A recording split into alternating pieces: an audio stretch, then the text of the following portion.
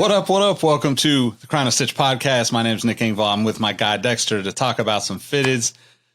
We're going to get into a little bit of let's call this the evolution of fonts or the evolution of hat logos. Because if you're not really paying attention or if you're not digging in deep into hats, sometimes you can miss the little minor tweaks that happen from year to year, from collection to collection. So we want to get into the nitty gritty with this one. But we're gonna share some too that we have with us, so it'll be a fun one. But before we get into that, what's good, man? How you doing?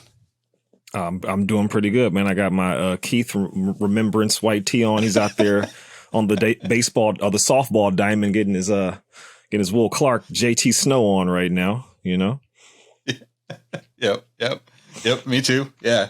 Actually, we should talk a little bit about that. It's kind of dope. As a Giants fan, there's probably, I really am bummed that I didn't get to go to the Will Clark ceremony this weekend because, you know, we've talked about him on the pod before.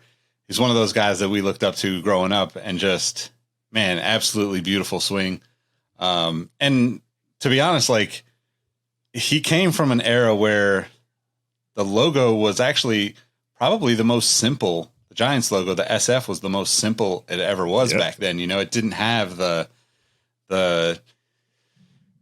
character that it has now, let's say. But we'll get into that in a minute. But I was going to say it was cool that they actually, you know, postponed that for 2 years to get to this point and have that jersey number retirement ceremony, whatever. And, you know, put it up in the park. And I thought it was really dope that they did postpone it because, one, like he is, you know, absolutely, you know, everybody thinks of Barry Bonds, but if you're a Giants fan, like, you know, Jack Clark, Will Clark, Chili Davis, Candy Maldonado, that 80s crew was like the start of the battles with Mark McGwire and Jose Canseco across the bay, right? Like before we got to the World Series, before both sides grew into the World Series, we watched these kids come up. You know, I mean, we were all little kids then too, but they were so young and so just fresh and excited and, you know, just playing the game like intensely. And it was really cool that they actually postponed that for a couple of years due to the pandemic and stuff, because I think, one, Will Clark is now on social media. He's now I forget what the official title is, but he works for the team as an ambassador, essentially, is kind of like an experienced voice in the team for the Giants. And I think that's such a cool thing to do. And a lot of teams do that in Major League Baseball. And honestly, I would love to see that in other sports. I think that, like, you know, as a Kings fan, you know, it would be dope to see Chris Webber involved with the team more regularly. It would be dope to see Jason Williams or Mike Bibby or any of those guys take a more public position as, like, you know, genuine fans of the team and the organization, because it allows the younger generation, the older generation, and everyone in between to stay connected. And I say that because it really kind of got me, you know, if you follow sneaker history, you probably follow my friend Andrew, his Sneaker Preservation Society. And he and I are massive Will Clark fans going way back. We've been talking about, you know, we text each other through the ceremony and just, you know, it kind of got me thinking, like, what's the next generation have? Because my nephew is, you know, 10, right? And he became a Kings fan during the DeMarcus Cousins era. But, you know, like, it was devastating. He was crying when DeMarcus Cousins left the Kings, you know, because that was his first true, like, superstar to look up to. And, you know, I mean, that's always going to happen in today's game, no matter what sport you're in. But I just thought it was really interesting that they were able to kind of bring Will Clark back into the team and not only educate the next generation on where they came from and who was there for those, you know, crazy runs, but also we've talked about it, right? The Greg Maddux Grand Slam in the playoffs, you know, it was like, you know, I mean, I'll let you talk about it because you brought it up before, but yeah, like, it changed the sport. That game, that pitch changed the sport. Yeah. So I was at work and I couldn't watch it. I saw some clips. I saw some pictures on Twitter. And I saw, that they had a lot of the other greats out there. And it seems like, I mean, the Giants, I don't know if they were the first to do it. I know the Yankees do this, but on the West Coast, for sure, the Giants are the leader when it comes to keeping their old guys around and making sure they got a paycheck and keeping them, close to the new, stuff. Like, because let's just say you're younger than me, you don't have old baseball cards, and you don't have, the knowledge of who Willie McCovey and Willie Mays are, and all these old guys, but the Giants keep them around. They keep a job for them. Obviously they're past and everything, but same thing with the Will Clarks of the day. Like they weren't making hundreds of millions of dollars contract, So like, I don't know if they'll still have like Buster and the Brandons will still be around unless they're coaching, just to be in that, ambassador role, whatever you're actually doing. I mean, pretty much you're just being around the new, crew, and, you're showing your face. You're there, you're helping out whenever you can. You're at batting practice, and then stuff like this, they have all the OGs come out, it's super dope. But, like Will Clark, but between McCovey and Will Clark, which is probably a good, at least 15, 20 years, it was pretty bleak, especially at first base. But like now we have the JT Snows, and then we had, who else we have at JT Snow? I know Brandon Belt is like, the fixture now. But it was pretty bleak, when we were talking about those basic SF logo Giants jerseys of the 80s, and then they had the orange jerseys and they had the pullovers and everything. It was pretty ugly, but in between there, until Will Clark came and brought some prominence back to the Bay. Yeah, definitely, man. And it's one of those things too, because it did, it seems we remember the wins, right? We remember those big moments, but there was a good like 2, 3, 4 years leading up to 89, 88, 89, 90, when they were really competitive, where the team was in rough shape, Yeah. But I was going to say too, like for people that don't know, that moment I was mentioning about Greg Maddux, right? 89 World Series, or 89 NLCS National League Championship Series in Chicago. Will Clark is up to bat. The bases are loaded. The Giants are down by 2, I want to say. And essentially we're watching on TV, and you see Greg Maddux say, I'm going to go with a fastball. And Will Clark saw the same thing being on the diamond and just rips one out to right field in Wrigley. Exactly grand what's slam. Coming, He knows exactly what's coming, and he just crushes it. And I think, well, for sure, that moment, he talked about it after that, and it's kind of been like it's one of those like just baseball stories that will get passed on for generations, most likely, because from that moment, now when you see a pitcher and a coach and a team on the mound talking, everybody's got the glove over their face because of that moment. Basically, it forever shifted the way that communication happened. And obviously now we got, I don't know if it's going back in time, but it seems like we got like beepers and recorders and like all this shit on the mound, and trying to stuff stuff in your hat now this year, and people can't talk. It's just, I get it. A lot of sign stealing going on out there. As a baseball fan, I understand it. So Astros messed it up too, man, with banging on the trash cans. Yeah. Yep. Yep. Yeah. Like nothing's sacred anymore. But I mean, that's part of the game. Totally. And it's interesting because, like, we talked a little bit about it before. Like baseball, as much as I love it and I nerd out about it, and like, I want to talk about where the next pitch is at. I want to talk about within like inches of where the pitch is going to be, like the strategy behind it. Like that's just the nerdiness for me. But like, it's not bringing in new fans because there's not excitement the way other sports have it, So I'm glad that these changes happen. Obviously, some things you end up missing down the road. Some things are for the better, but I think that's a good, just a good jumping off point though, because the Giants logo back then, and we're not really talking about script logos with the team spelled out, right? We're talking about like, I'm wearing this old New York Giants hat with a Polo Grounds logo on the side. We're just really talking about like the lettered logos and the variations that come on this episode. But before I get into that, actually, let's read a review because we got a couple of reviews. If you haven't left us a review over on Apple Podcasts, definitely do so. The link will be in the description wherever you're taking this in. If you're on YouTube, hit that like button. Help us out. We're trying to grow this. We're almost to 100 subscribers on the channel, and it'd be nice because then we can do a little bit more here and there. So talk to us. We talk. Let us know what you think. Exactly. So MLP, who is one of our big supporters from the Discord, basically left a review that said, I've been wearing caps my whole life, but the whole industry has changed since it first started.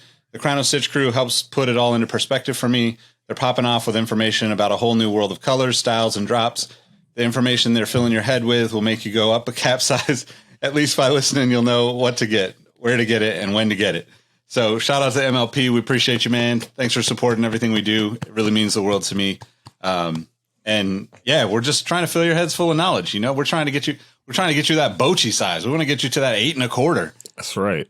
Fill that brain up with nothing but knowledge. Hat won't even fit anymore. That's right. Oh man. So before I start getting into these Giants logos that I got next to me, why don't you tell them what you're rocking today? Oh, so if you watched the last episode, I was talking about all the ugly logos, and I started off with the 2 Tigers logos where it's a drawing of a tiger, and one of them is kindergarten style, and the other one is like he's on some substances, tiger, poor guy. Got a little too much tranquilizer. This is about the same time as that 1927 super ugly kindergarten logo. This is what they probably wore on the field with just a basic D.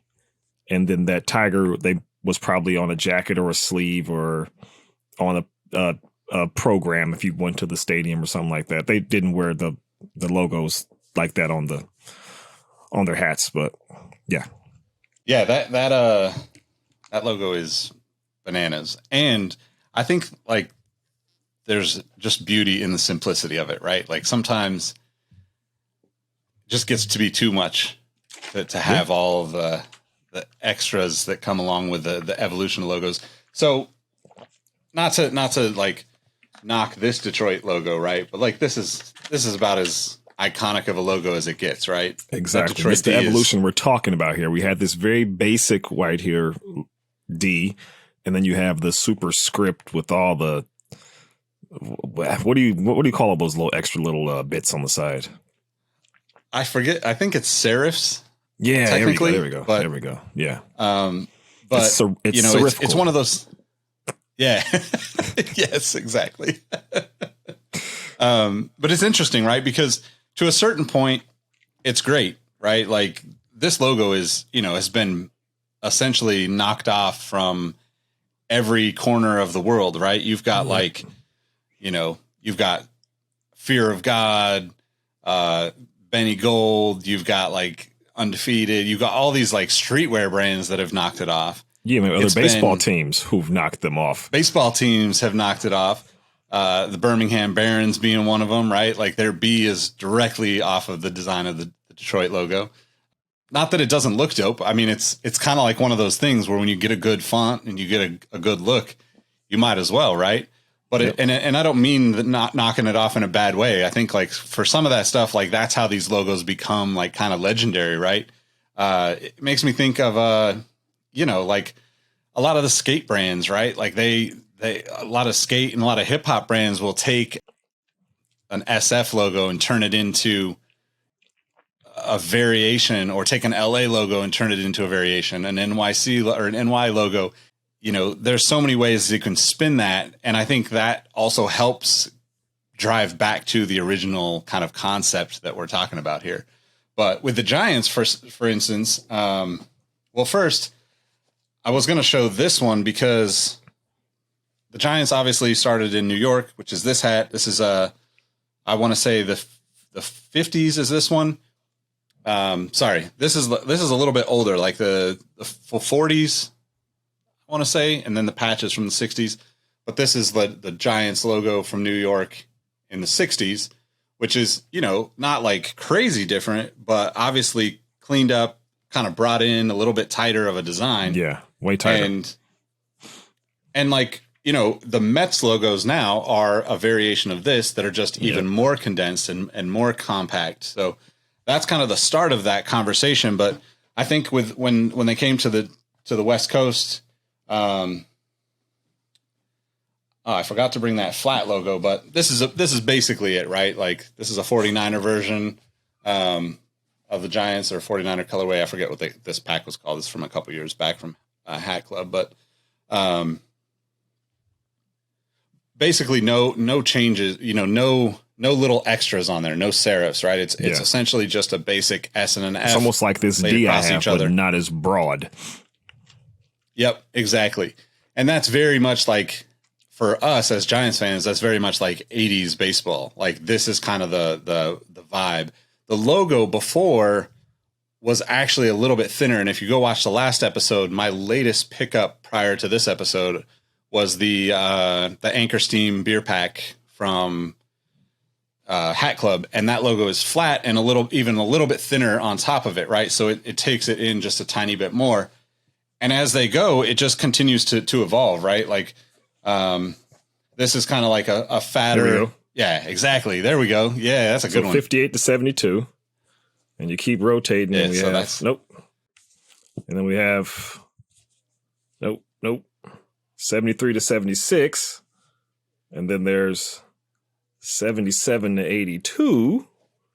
And then we start getting into the one you have, 83 to 93. Yep. Only 1 year of this is the Bonds. Forget about it. I'm hitting everything out the park logo. Yeah. And then finally, the one we have today, 94 to now. Yeah, they actually went back to that one after it went away for a couple of years. So that's another interesting thing I was going to bring up, and I want to ask you what you think about it. So this is a Warriors, you know, like pack from Hat Club, essentially, where they just this Batterman is pretty dope. But Warriors jersey colors, but they add that extra layer on. So this technically would be like the 01 to 02 logo year. But I don't think that people think of it that way now. And if I'm being brutally honest, this is like my least favorite Giants logo, because I like the way that it adds depth to the logo in certain instances.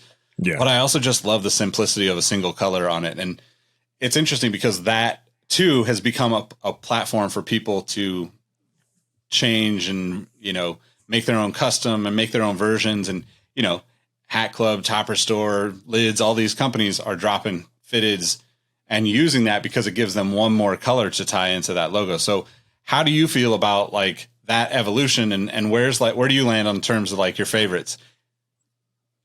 Okay, so I agree with you 100% on that. I personally, this is my favorite Giants logo. This is one of my favorite logos, period. But that one with the extra layers on the back, you're right. If you're doing these crazy collections and packs where you need the extra colors, then that's perfect for it. But that hat by itself, it's too much. It's just, you know, like we were talking about how they have all these City Connect jerseys where it's just you're doing so much crazy shit. Like, I like the simplicity. I may sound old, but whatever, fine. Like, give me just that, you know, that cream jersey with the numbers, no name on the back, you know. I want the same thing with the hat logo, just black hat. You can throw an orange bill in there, that's fine, but just a white logo or whatever color variation, like your Niners one right there, right? It still has all the colors, but it still has that simple 80s Giants logo. That's where I'm rocking. Yes, and that's usually how I am. And I was actually trying to find one of my A's hats to show, but like, I'm sure you got one back there, but the A's logo is actually slightly different to me because it actually doesn't so this logo without the background color is super complicated, right? Like, there's so many points on it that adding another color just makes it look like it takes away, you know, from the people detail. Aren't going to know what you're rocking from, you know, down the street in a lot of times. But I think with the A's logo, I don't know what era it is, but like the A's did like black hats with a green logo with a white background or white surround for a little while. And then like, obviously there's variations of that from the hat clubs of the world. But Yeah. But that's like one of my favorites because it like accentuates the actual logo itself. It makes it just pop off the hat that much more. But I don't know. It's interesting because I think the Giants logo is like, it's like almost, and maybe it's just me being super fan, I'm just like, don't mess with it. It's good. Yeah. But adding that background almost like complicates it too much to make it as enjoyable as it could be. It's kind of like if you listen to our side patches episode, like this is obviously like one of my favorite. I wear this all the time. It's sweat stains and all on here, but this logo is the 61 All-Star game. But you can't even see that because it's gold on white and the colors don't, it's so like it's super dope. But because the colors aren't like contrasting enough and it's so small and the details are kind of like almost like washed out because there's so much going on with it, it makes it hard to really recognize what it is from, unless you've got it in hand. Right.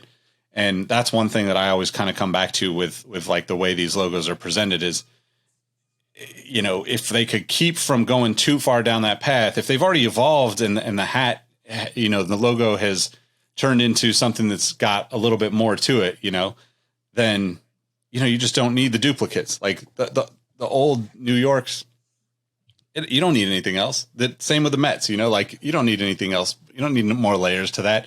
Sometimes you want to wear something crazy and like you could go, I've seen people customize it where you've got like 2, 3, 4 layers deep on that embroidery. And I think, it's not for me. It's a cool way to like express yourself, but it just takes away from the beauty of some of these logos that I think are so perfect to begin with. Exactly. So speaking of, I'm going to drop a couple of my, we've done Giants, you guys are good. Done your job. But, a couple of my favorite of these scripts.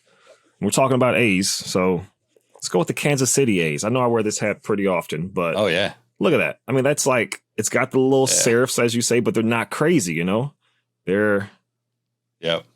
It's just like perfectly detailed. So this is the Kansas City Athletics right here before they were the Kansas City Royals. And to me, it's just clean. It's perfect. It looks old school, but it doesn't look like, dated, It's just a perfect combination of all of that. And then it's probably the most classic of hip hop baseball logos. But just that White Sox, Oh, like the S with that little extra little. That's just, it's kind of like what I was talking about with the Dodgers. I mean, not Dodgers, the Detroit Tigers. God, strike my soul. I just said Dodgers. My God. But look, it's perfect. Like you see this logo, you know exactly what the hat is, Yeah. And they don't need to touch that. That thing's done. Never again. Yep. That's one of my favorites of all time by far. If there comes a time when somebody in the office is like, hey, I think we need to update somebody needs to just slap right there. Just no. Never. No. No. Yeah, exactly. Yeah. So outside of like the ones we mentioned, Mets, Yankees, kind of standard, Sox, Giants, A's, obviously as fans of Bay Area sports, hard for us to not just get stuck up on all of those and get into the nitty gritty with it. But what are the other, and you mentioned Detroit, obviously, what are some of the other kind of letter logos that you can think of? How do you feel about like the Cardinals, for instance? Cardinals is, it's okay. And like there was a St. Louis Browns team back in the day that was like probably the worst baseball team in history, and they are now the Baltimore Orioles. But I like their STL better than the Cardinals. I don't know if that's just because it's rare and I wasn't alive for any of that, but it's okay. It's standard. I hate the team, but like the logo, it's all right. I tell you, the ones I really don't like is San Diego, that SD, that Dookie Brown we talked about. And Tampa Bay. It's like Tampa Bay. It's like you might as well just put the Ray on there because that TB just looks. It looks hungry. It just looks like it's missing something. Yeah, it's funny. It's funny you don't like the Padres logo. I on the Sneaker History podcast, if you ever listen, I can't stand brown shoes. Like I don't want any brown shoes. I don't care What if about they're Timberlands? like, no, I don't fuck with Timberlands at all, man. Like I lived in New York for 2 years and I never wore boots. Give me some Jordan 3s and I'll make it through the winter. Oh man. But don't get me wrong. I'm not knocking it like you could wear them, but for me, like it's not my thing at all. But the Padres logos, other than the years that they had the yellow and the orange, like I actually really like the brown and the orange on the Padres stuff. Like that was one of my favorite kind of the early, not the earliest Tony Gwynn era, but like the like, like 3 or 4 years into the league Tony Gwynn era where they switched right before they got to like, basically the Navy that they're basically at now. Right. And I don't know why, because I don't like the color brown on anything at all, hardly. But for some reason, that logo with just the orange on it, I mean, orange is still my favorite color. So I pretty much would be okay with it on any other background color.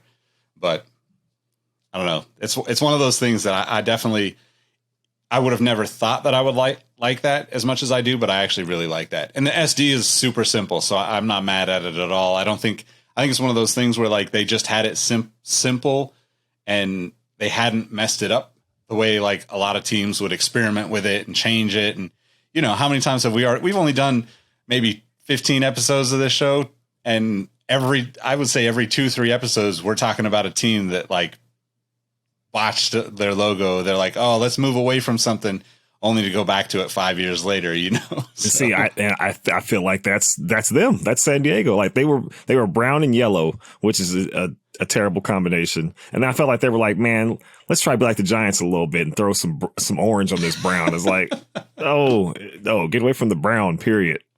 Or do like, I don't know, man. I just don't feel like brown is like, what other team has ever had a brown except the Browns, the St. Louis Browns and the Cleveland Browns? What other team is like, you know what? We're going to go brown as our color.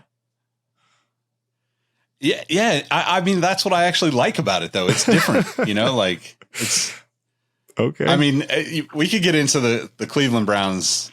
Like, I don't even understand how Cleveland Browns becomes the dog pound and all of that stuff. So that's a whole other can of worms that we'll save for another conversation. But that's way too deep and nicknames, depressing man. right there. Yeah. Yeah, exactly.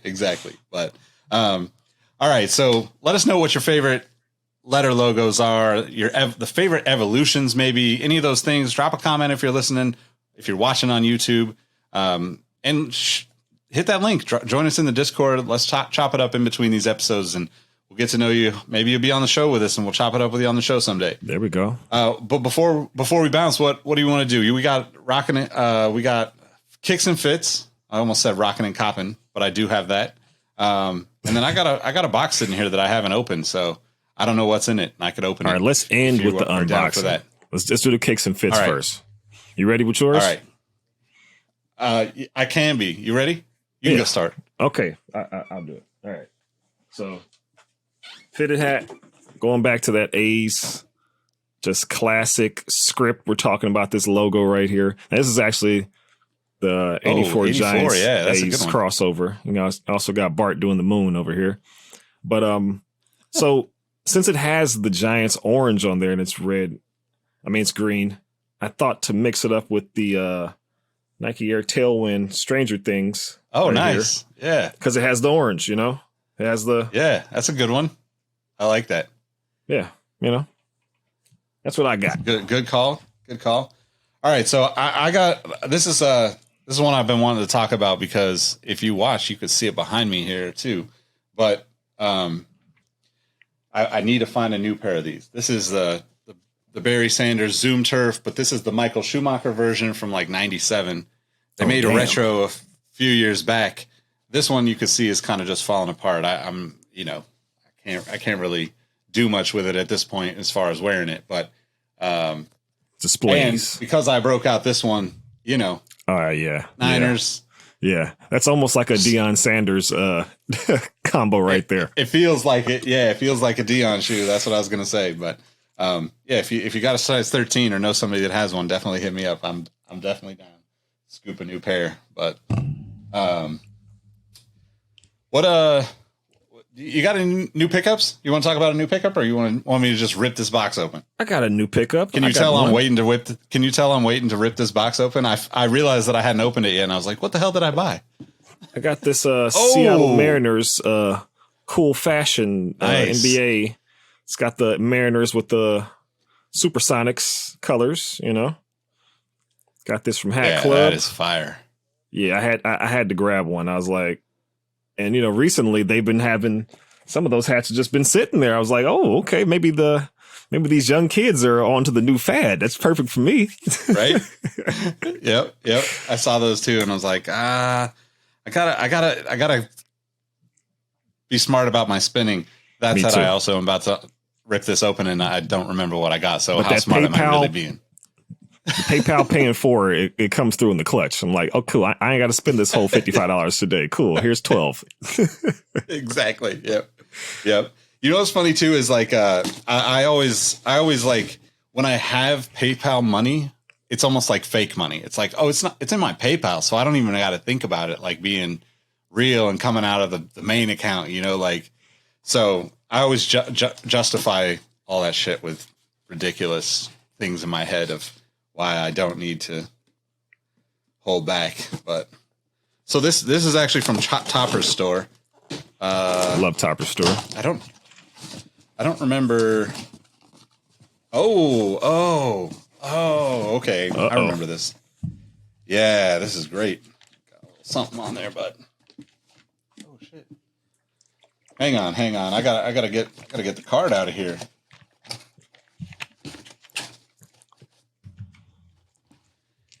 Speaking of those Rays hats, get the Elliott Johnson card here. Who the hell is Elliott Johnson? TB logo. This is my last Topper store card right here. Versatility. Cliff Ford. Damn, that's an old school. Yeah, this is Elliott Johnson rookie card. 89 or 1990. This is a 2008 for me, but so this is oh, it's that San Jose. No, San Francisco Seals, right? Yeah, San Francisco Seals in the Giants colors. Shout out to Joe from the Discord for hitting me up and letting me know that they restocked this one because I missed my size the first time around. But yeah, super dope. I mean, I'm getting like super obsessed over the variations in the Giants logos throughout or the SF logos throughout the years. Obviously, and isn't this perfect that this is the episode that you bust that out for? But yeah, it's great. Yeah, but yeah, man, this is a good one. I mean, I don't know. Like, I feel like that's kind of like one of those unspoken collector things when it comes to fitteds, right? Like just going after all the variations of like your core colors team, you know. We'll get into that in a future episode probably because I feel like I probably might have stepped on some toes in the way that I was trying to explain that before with like the Greenville Reds or, you know, even like the Tampa Bay minor league teams have like just the TB with a new, with a new team name or whatever. But to me, you know, I'm nerding out about it too. Like black and orange San Jose Giants, black and orange Sacramento River Cats. I've tried to get the black and orange Richmond Flying Squirrels, but they sold out of my size. Literally ordered it and they canceled my order. Oh no. I don't know.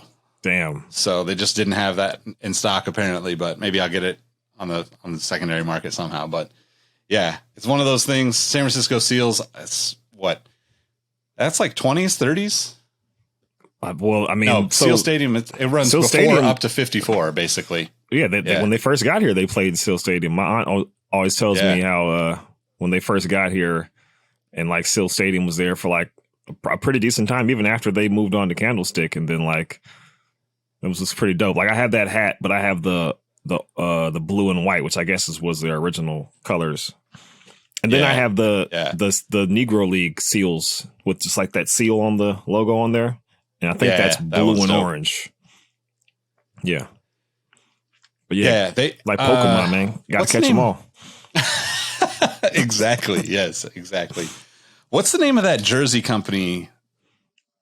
It's not Mitchell and Ness, but it's like the other kind of nostalgia jersey company. You know what I'm talking about? They actually made a Seals jersey a few years back, and I kicked myself because I didn't grab it. I bet you if I do a real quick search, I'll bet if I look for San Francisco, Ebbets, there you go. Right? Yeah, and their shit's like wool. Yeah, it's like real old school on field stuff. Yeah, which props to all those guys that played baseball back in the day, because I'm not capable of playing. It's hard enough to play in the new stuff, man. I'm a wuss when it comes to overheating, man. Wool flannel with the felt numbers on there. Jesus Christ. Yeah. Yep. Yeah. Blue and white was their colors. Yeah. It's cool that speaking of all the evolution, right? It's cool that we got away from that, like, heavy wool, heavy patches, got more modernized with the I mean, you say that, but I feel like today. It made them tougher back then, you know? Oh, probably, yeah. Doing a double header. There's no such thing as night games. You're out there with a big wool sweater on, pretty much. Yeah. Yep. Oh, man. Yep. Not to mention, they probably all flashed up. You know, they all got a little something in the back pocket. Yeah. And it was definitely not chewing tobacco. Well, they're chewing tobacco and they're sipping something too, yeah. Yeah. At 10:30 in the morning. Yeah, exactly. Waking up. Oh, man. Cool, man. Well, hey, that's a pretty good episode. Anything else you got to share with the folks before we get out of here? Nope. Squatchy Gang, man. I got an orange one on today. If you're on the YouTube, if you're Apple Podcasts with the reviews, just put that hashtag Squatchy Gang on there, okay? Yeah, exactly. We're gonna get that thing popping. And also, you can find me smooth as eggs on everything. Also, I do the industry special. I got a couple days off work, so I'm gonna do a couple of them too. And come check us out over there. Sneaker History Discord is where we do all the talking. So come find us. Yes, sir. You can find me at Nick Engvall on all the platforms. More importantly, make sure you follow at Crown and Stitch everywhere. We're up to 120 something on the Instagram, so we got some people connecting with us over there. Hopefully, we can get the Twitter going as well, and get that YouTube number going up. Yep. So appreciate all of you for rocking with us, listening. Definitely hit us up. We're not, we'll talk back. It's not that hard. We ain't trying to coconut water. Stay hydrated, anybody. People. Exactly. Catch you on the next one. Peace. Squatchy Gang.